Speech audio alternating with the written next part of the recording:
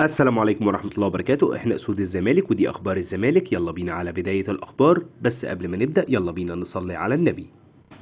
الزمالك بدأ أمس الاستعداد لمواجهة إنبي يوم الجمعة القادمة بالدوري. الزمالك يواجه إنبي يوم الجمعة القادمة في تمام الساعة 7 مساء بتوقيت مصر والسعودية. حسين السيد عضو مجلس إدارة الزمالك، أحمد فتوح نجم وابن من أبناء الزمالك وسوف يتم تقديره من قبل الإدارة، وما المانع من تجديد عقد اللاعب مع النادي. وأضاف أحمد فتوح سوف يتم تجديد تعاقده مع الفريق قبل شهر يناير القادم، ولم أجلس مع اللاعب حتى الآن وسوف يتم تقديره ماليا مثل باقي زملائه لأنه من أبناء النادي.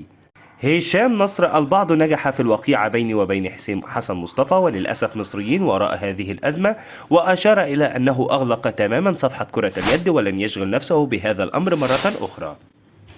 هشام نصر: فوجئت بالبيان الصادر عن الاتحاد الدولي لكرة اليد بتأكيد استمرار اللجنة المؤقتة لإدارة المجلس، وأشار الحكم صدر من أكبر هيئة قضائية في مجال الرياضة وهي محكمة التحكيم الرياضي كاس، وتابع محكمة كاس هي الأكبر في مجال الرياضة ولا مجال لتأويل هذا الحكم.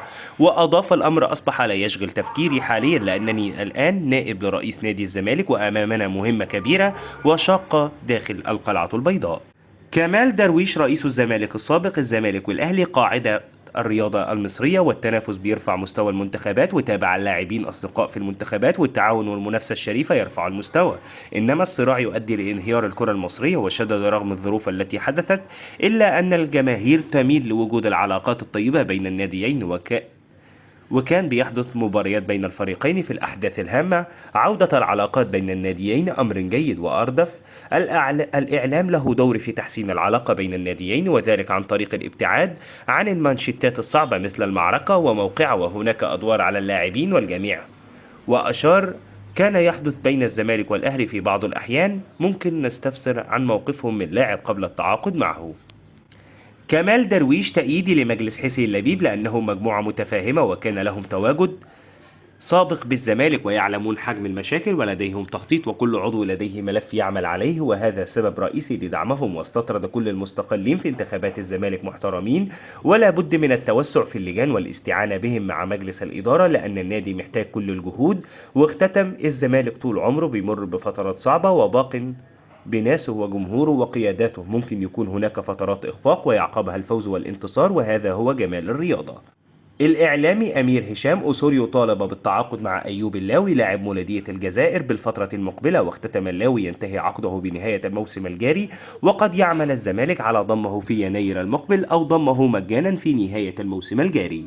مهيب عبد الهادي عمر كمال: أبلغ الزمالك بموافقته على الانضمام للفريق ولكن بشرط رفع إيقاف القيد. وأضاف عمر كمال: عبد الواحد صفقة مهمة ولكن لا داعي للحديث عن كلمة شروط، الزمالك يعمل بقوة لضمه. وأشار عبد الهادي: الزمالك يعمل على عدة صفقات مهمة منها مهاجم بلدية المحلة في إشارة لفيبو أكيم، وكذلك عودة بن شرقي وطارق حامد.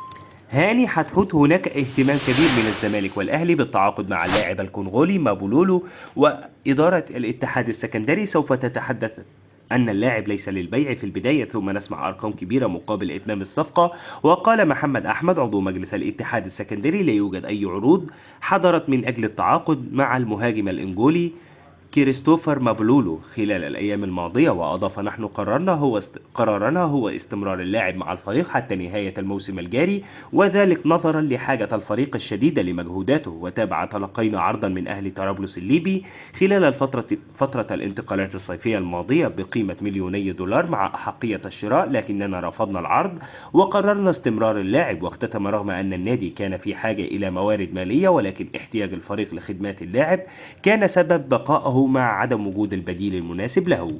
محمد شبانة: أسامة نبيه كان موجود في تدريب الزمالك حتى الموسم الماضي قبل قدوم أوسوريو، وكان يجب عليه الإدلاء بتصريحات أفضل بشأن انتقال نقله إلى بيراميدز. وتابع: كان على أسامة نبيه أن يتعامل بشكل أفضل ويدلي بتصريحات هادئة خصوصا أنه من أبناء نادي الزمالك، وتصريحه بشأن عدم شعوره بالندم بشأن انتقال نقله إلى بيراميدز. واختتم: كان الأفضل لأسامة نبيه هو أن يصرح بأنه لم يسيطر على ابنه ورغبته في الرحيل عن نادي الزمالك والانضمام لناد آخر. هاني حتحوت بعد قيام الأهلي بتقديم تهنئة لمجلس الزمالك الجديد برئاسة حسين لبيب بعد الفوز في الانتخابات وقيام الأخير بتوجيه الشكر ودعوة الأحمر لزيارة مقر القلعة البيضاء، فأن محمود الخطيب يدرس الأمر. وأضاف الخطيب المتواجد حاليا في دبي يتشاور مع مجلس إدارة الأهلي من أجل التنسيق لزيارة الزمالك وتلبية دعوة المجلس الجديد. واختتم بعد عودة كابتن الخطيب من الإمارات سيتم مواصلة المناقشات مع الإدارة والأقرب تلبية الدعوة بزيارة الزمالك. هاني حتحوت بعد قرار أوسوريو بتجميد عمرو السيسي بعد أزمته في ميران الفريق مع شيكابالا وعمر جابر، فأن اللاعب سيعود للتدريبات الجماعية عقب مباراة إنبي. والسيسي أكد أنه لا توجد مشكلة بينه وبين أوسوريو ولا مع أي لاعب بالفريق، وأن ما حدث شتت الملعب سبب الخوف من الإصابات. وشدد اللاعب يؤدي تدريبات بشكل منفرد بعد قرار أوسوريو. واختتم بعد تصريحات أوسوريو الأخيرة بأن لو السيسي تقبل الأمر والتزم سنرحب به ويستكمل مشواره مع الفريق، ولو لم يحدث هذا الأمر سنوجه له الشكر، فأن اللاعب مصمم أنه يستمر مع الزمالك وسيلتزم. إسلام صادق بدأ الحديث حول وجود مفاوضات بين الزمالك وأشرف بن شرقي خلال الفترة الماضية، وأوضح حصل مفاوضات بين أشرف بن شرقي وبعض المسؤولين في نادي الزمالك عن طريق وكيل اللاعب المغربي، واللاعب يرحب بالعودة مرة أخرى في يناير المقبل. وأكد تم تأجيل حسم ملف عودة بن شرقي لما بعد رفع القيد عن نادي الزمالك بسبب الأزمة المالية التي يمر بها النادي في الفترة الحالية. إسلام صادق هناك اتجاه داخل منتخب مصر من أجل ضم شيكابالا في معسكر المنتخب الوطني في بطولة كأس الأمم الإفريقية. وأضاف لم يتم حسم قرار ضم شيكابالا في معسكر المنتخب المقبل، لكن هناك مباحثات حول وجوده في بطولة كأس الأمم الإفريقية المقبلة. إسلام صادق هناك اتجاه داخل مجلس إدارة نادي الزمالك بتجديد عقود 7 لاعبين مع الفريق، وهم محمد عواد وصبحي وأحمد فتوح وسيف الدين الجزيري ومحمود علاء وشيكابالا. وقرار تجديد شيكابالا جاء بسبب تألق اللاعب ورغبة الجهاز الفني بقيادة أوسوريو، والذي يعتبر شيكابالا لاعب استثنائي ومن أفضل اللاعبين الذي دربهم في تاريخه. وأضاف قرار تجديد شيكابالا سوف يكون لمدة موسمين. مهيب عبد الهادي فيتوريا مهتم بضم شيكابالا لمنتخب مصر، عنده 37 سنة، وهل ينفع؟ أيوة ينفع ونص بعد ما قدمه شيكابالا من روح والتزام. وتابع شيكابالا بيجاهد مع الزمالك وقائد بمعنى الكلمة.